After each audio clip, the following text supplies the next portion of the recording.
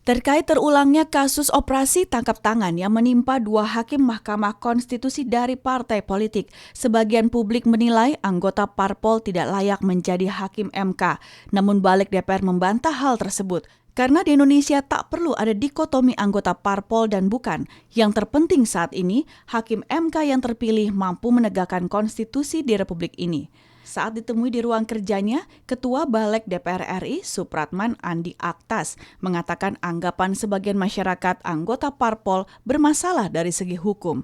Tidak salah, namun jika dianggap seluruh anggota parpol tidak ada yang baik dan tidak layak menjadi hakim MK, maka hal tersebut adalah salah.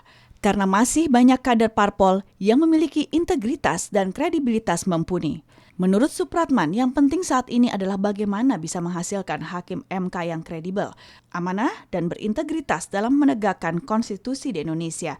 Dan masih banyak figur yang bisa menegakkan hukum di Republik ini. Kalau itu dilakukan secara transparan, secara simultan dan itu menyeluruh, itu akan sangat baik dan itu dilakukan oleh lembaga yang tidak memang diberi tugas oleh konstitusi untuk melakukan seleksi terhadap hakim-hakim itu.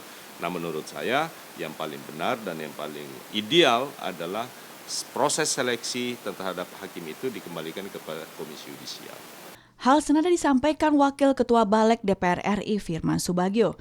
Menurutnya wacana anggota parpol tidak bisa menjabat sebagai hakim MK tidak tepat. Firman menambahkan dikotomi antara anggota parpol dan non-anggota parpol tidak relevan karena ini menyangkut karakteristik seseorang. Untuk itu ia mengusulkan agar setiap calon hakim MK lulus tes psikologi. Firman mengusulkan jika ingin mendapatkan calon hakim MK yang berintegritas, maka pemerintah perlu memperbaiki sistem rekrutmen calon MK yang fair. Sistem dan rekrutmennya itu harus clear.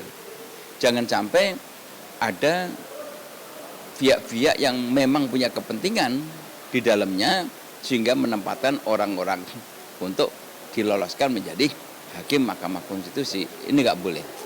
Habibie dan Dwi TVR Parlemen melaporkan.